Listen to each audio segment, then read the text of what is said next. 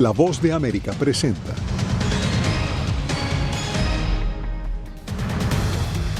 Tensión en Washington por la visita de Benjamin Netanyahu. El líder israelí instó al Congreso a seguir apoyando la guerra contra Hamás.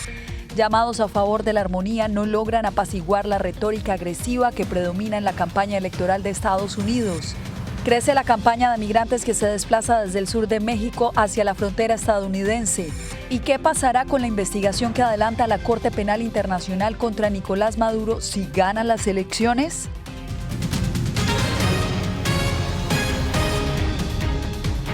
¿Qué tal? El Mundo al Día comienza desde Washington, donde hoy el primer ministro de Israel, Benjamin Netanyahu, se dirigió al Congreso en un llamado a seguir apoyando su guerra contra Hamás. Su alocución tuvo ovaciones, pero también ausentes, en protesta por el impacto humanitario a los civiles en Gaza. Celia Mendoza, desde el Capitolio estadounidense. Celia, ¿cuál es la lectura de este discurso?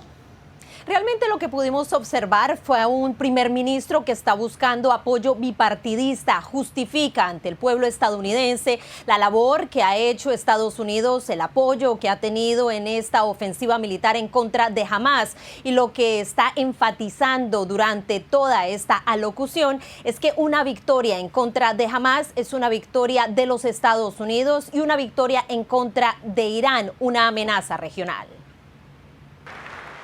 Ante legisladores de ambas cámaras y partidos, el primer ministro de Israel, Benjamin Netanyahu, agradeció el apoyo a la guerra contra Hamás en Gaza y reiteró la necesidad de mantener el soporte del principal aliado internacional de Israel, Estados Unidos.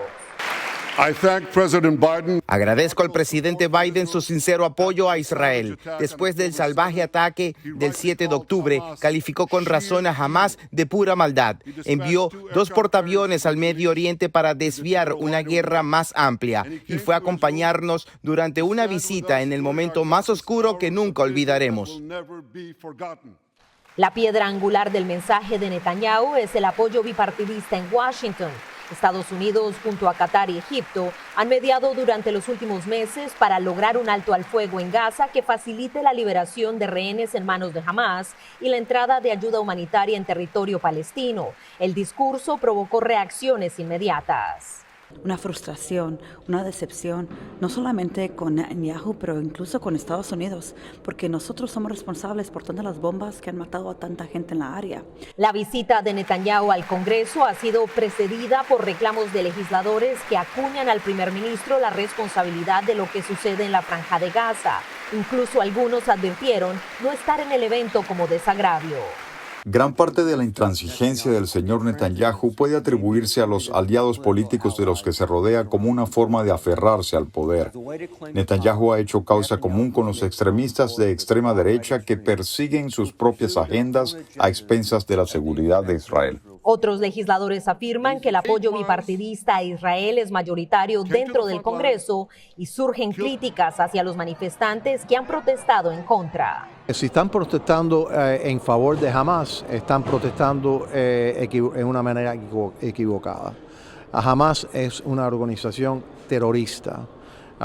Ellos fueron la causa de lo que está sucediendo ahora en Gaza. Así que si están por ello... El primer ministro, quien se reúne con el presidente de los Estados Unidos este jueves y también con la vicepresidenta, estará viajando a la Florida el viernes para reunirse con el expresidente Donald Trump. También por primera vez delineó lo que para él sería el futuro de Gaza, donde él asegura debería haber un gobierno civil palestino que no quiera atacar a Israel, pero para ello indicó que todavía necesitan medidas de seguridad. Celia, y cientos de manifestantes repudiaron hoy la presencia del primer ministro israelí. Muchos de ellos fueron rociados con gas pimienta por parte de la policía que trataba de dispersarlos. Jaime Moreno estuvo en las inmediaciones del Capitolio estadounidense donde se generaron estas manifestaciones. La visita del primer ministro Benjamin Netanyahu a la ciudad de Washington reanimó otra vez las protestas del movimiento en favor de Palestina. Varias personas han llegado aquí con la única intención de pedirle a Benjamin Netanyahu el fin de la guerra contra Hamás. y a la administración Biden suspender la entrega de armas a Israel. Nuestro gobierno está enviando dinero y es igualmente responsable como Israel de llevar a cabo un genocidio contra los palestinos. Simplemente queremos un cese al fuego inmediato, ahora mismo. Nos hemos unido a esta protesta nacional en contra de Benjamín Netanyahu, un criminal de guerra que está aquí. La policía cerró las calles que están alrededor del Capitolio con la intención de facilitar los desplazamientos del primer ministro, pero también para evitar confrontaciones con otros movimientos. También llegaron algunas voces que tienen una visión diferente. Nos tenemos que defender a nosotros mismos, no hay otra manera. Y también debemos liberar a los rehenes, en vez de pedir el desarme de Israel. Estos manifestantes deberían pedir que Hamás se rinda y libere a los rehenes. El desarrollo de la guerra entre Israel y Hamás divide a la opinión pública en Estados Unidos, pero la presión hacia el presidente Joe Biden es de ambos lados, de los que consideran que no ha hecho lo suficiente por Israel y de los que lo critican, como el movimiento pro-Palestina, por entregarle armas a Benjamín Netanyahu. Desde Washington, Jaime Moreno, Voz de América.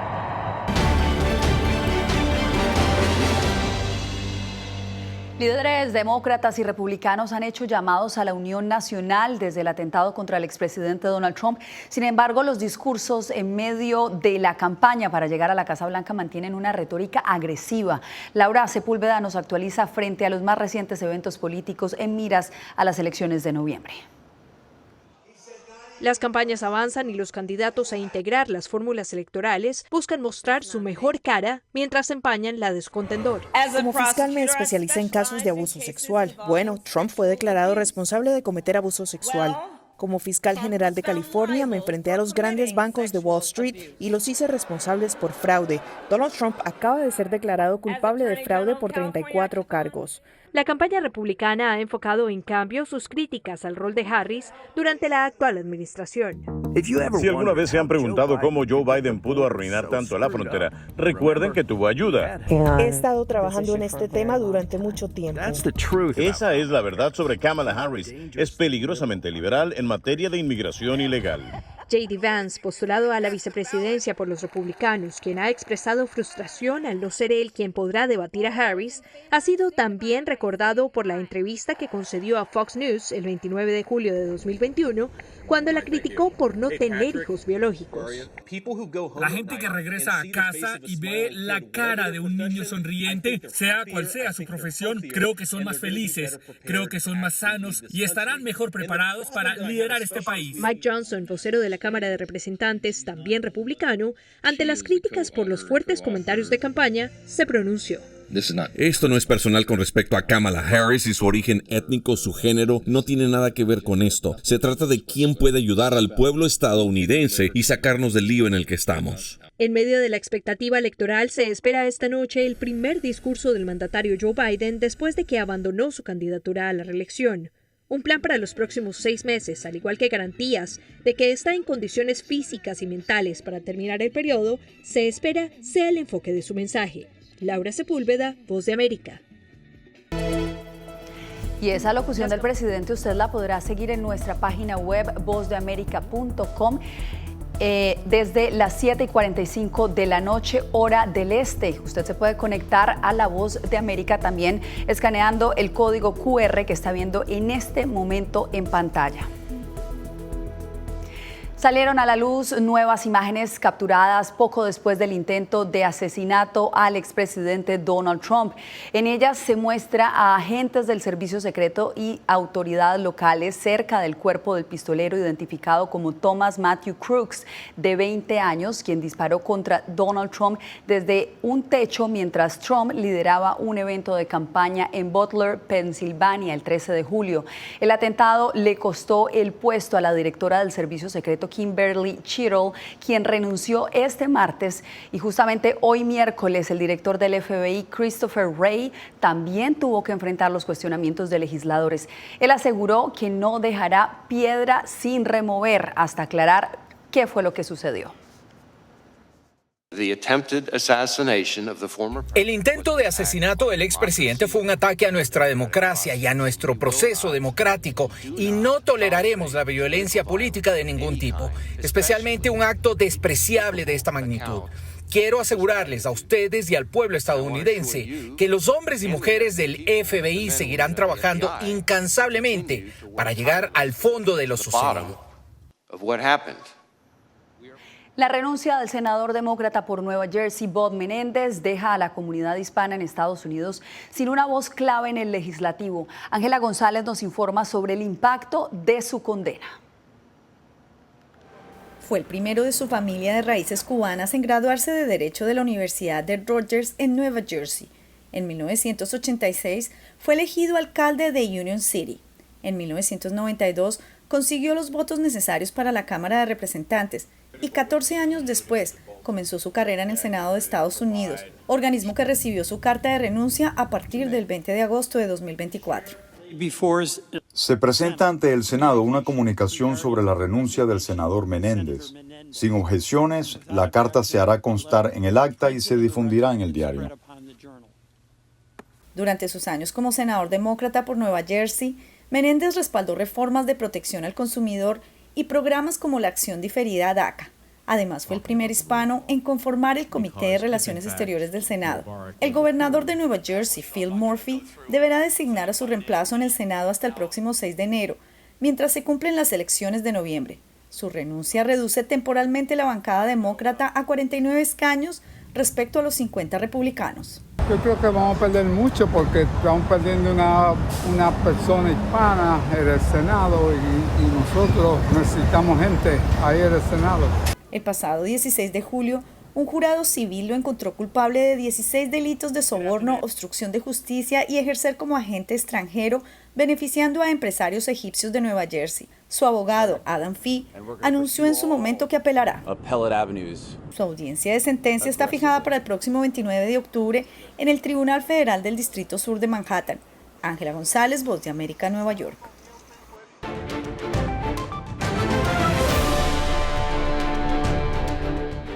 En México avanza una caravana de migrantes que salió el fin de semana desde el sur de ese país. Unos 1.500 migrantes, mayoritariamente centro y suramericano, se desplazan buscando llegar a Estados Unidos, como nos informa Paula Díaz.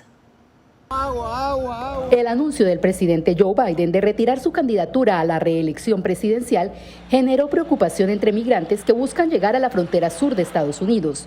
Más de 1.000 migrantes de Venezuela, Honduras, Guatemala y otros países salieron del sur de México este domingo y recorren las carreteras mexicanas con destino a la frontera estadounidense. Mucha polémica por la nueva reelección de Donald Trump a la presidencia. Pero pues todos vamos con la fe de Dios que vamos a tener nuestro permiso migratorio para poder permanecer en Estados Unidos el tiempo que nos permita el gobierno estadounidense. Algunos de los migrantes ven pocas posibilidades de migrar a Estados Unidos si Donald Trump gana las elecciones. Con Joe Biden no son tan cerradas así como Donald Trump. Donald Trump es más fuerte para eso y él aleja más la migración. Pues ahí se nos va una esperanza más abajo a nosotros porque con John Biden es el que teníamos asegurado el pase nosotros allá arriba. La administración Biden tiene en vigor una orden ejecutiva que restringe el asilo en la frontera.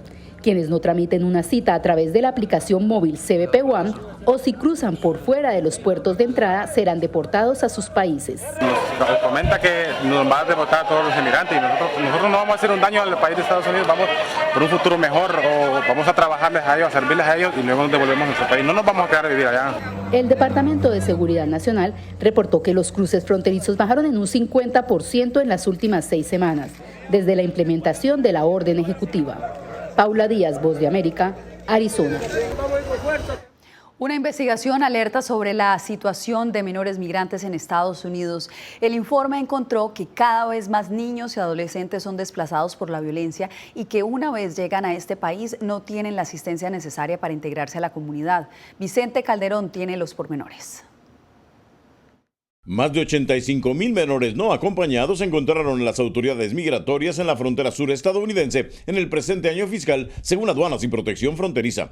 En el único albergue para menores migrantes en Tijuana, analizaron qué pasa con algunos de ellos. Es la primera vez que tenemos la oportunidad de darle seguimiento a niñas, niños y adolescentes que estuvieron en Tijuana y que ahora se encuentran en Estados Unidos. Entrevistaron a cerca de un centenar de mujeres y varones durante su estancia en Casa YMCA y una vez que cruzaron pidiendo asilo humanitario. Nos va a permitir construir mejores estrategias desde este lado psicosocial para poder brindar un mejor apoyo emocional. Encontraron que muchas veces los niños viajan en grupos donde los hermanos más grandes o adolescentes cuidan a los más pequeños. Son estrategias importantes de acompañamiento y de protección a lo largo de México, que sabemos que puede llegar a ser peligroso. Según esta investigación, cada vez más menores huyen por la violencia en sus comunidades, pero su odisea no termina al cruzar la frontera, pues estarán bajo resguardo estadounidense mientras verifican a quién los recibirá. Tiene que abrir un juicio civil en Estados Unidos que va a ser pagado por familiares o por otras personas para que se haga el proceso de la solicitud de residencia permanente. Enfatizan que es necesario atender la salud mental de los menores durante su integración a su nueva comunidad y asesorarlos legalmente. En un juicio legal en el que no sé si me van a dejar quedarme, ¿qué pasa? Hay una incertidumbre. Vicente Calderón, Voz de América, Tijuana. En instantes, un experto nos explica qué podría pasar con la investigación de la Corte Penal Internacional contra el presidente de Venezuela si llega a ganar nuevamente las elecciones.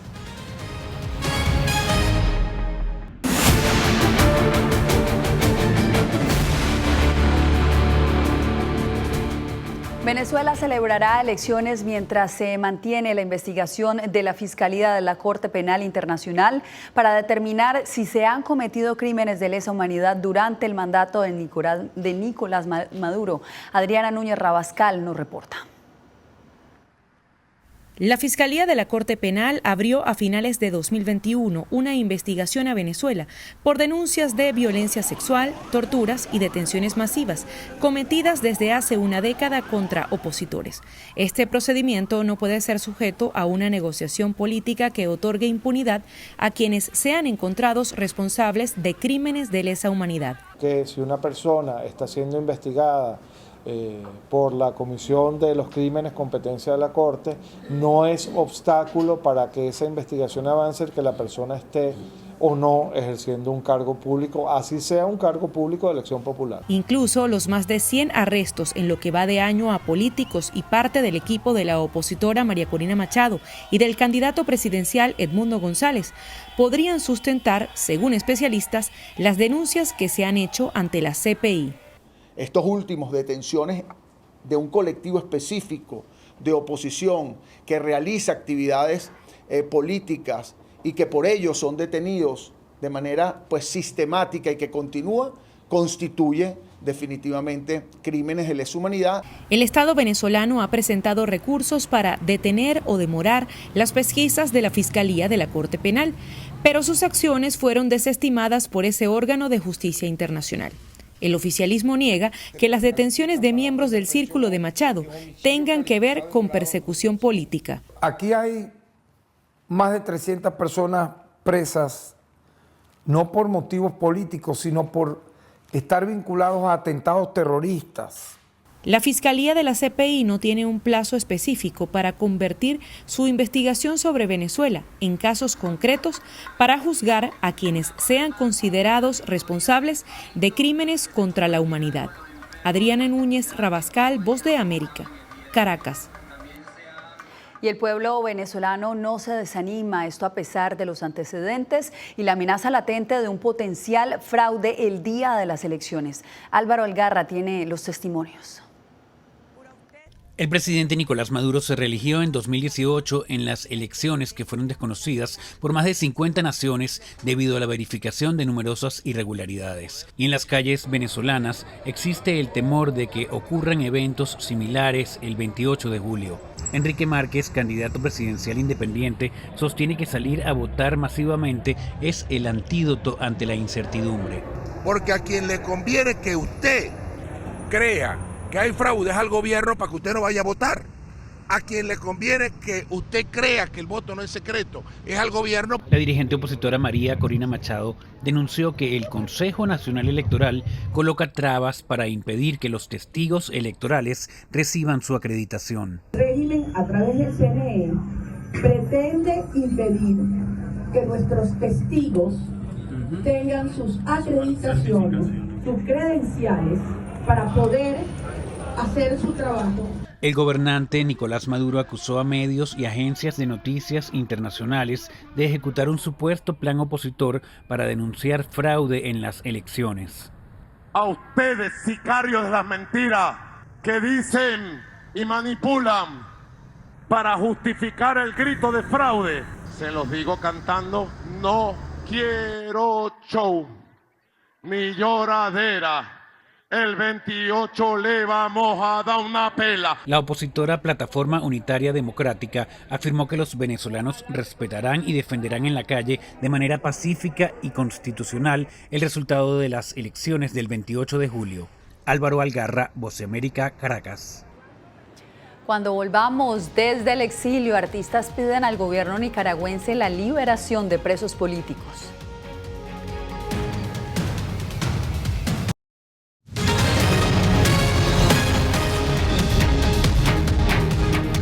Artistas nicaragüenses exiliados en Costa Rica se unieron en una voz de protesta para pedir la liberación de periodistas y 2 muralistas detenidos por el gobierno de Daniel Ortega. Donaldo Hernández tiene la información. Con música, poesía y recitales, decenas de artistas nicaragüenses exiliados demandan al gobierno de Daniel Ortega la libertad de 147 presos políticos, entre ellos varios artistas.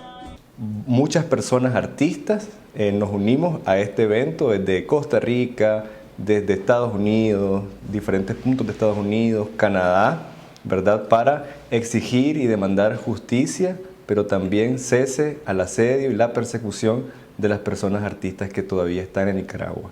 Entre los artistas detenidos están 2 muralistas que intentaron retratar en un espacio público a la Miss Universo Chainis Palacios. También está en prisión la periodista y gestora cultural Fabiola Tercero. Este evento nace como énfasis justamente por la hazaña que ha demostrado tener el régimen contra las personas artistas, contra las personas que fomentan el pensamiento, que fomentan la lectura, que fomentan la reflexión y la crítica. El gobierno nicaragüense no ha informado sobre la reciente detención de Fabiola Tercero, razón por la que 18 organizaciones de la sociedad civil se unieron al evento denominado Cuerpo, Voz, Palabra. La poesía, el canto, el arte, la narración y las palabras de expresión de libertad de las personas artistas para con las personas presas políticas. También organismos regionales han pedido al gobierno liberar a todos los presos políticos. Donaldo Hernández, Voz de América. Usted quédese con nosotros hacemos una breve pausa, pero ya regresamos.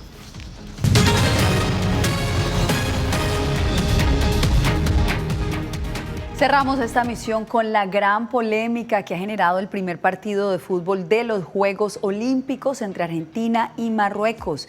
Después de que Argentina lo empatara 2-2 en el último minuto, ocurrieron disturbios y una multitud se lanzó a la cancha del estadio Saint-Denis. El partido fue suspendido. 1 hora 40 minutos más tarde y sin público se anuló el gol de Argentina por posición adelantada, por lo cual ganó Marruecos 2-1 en un partido olímpico que quedará para la historia. Con estas imágenes nos despedimos por hoy. Les informó Yasmín López.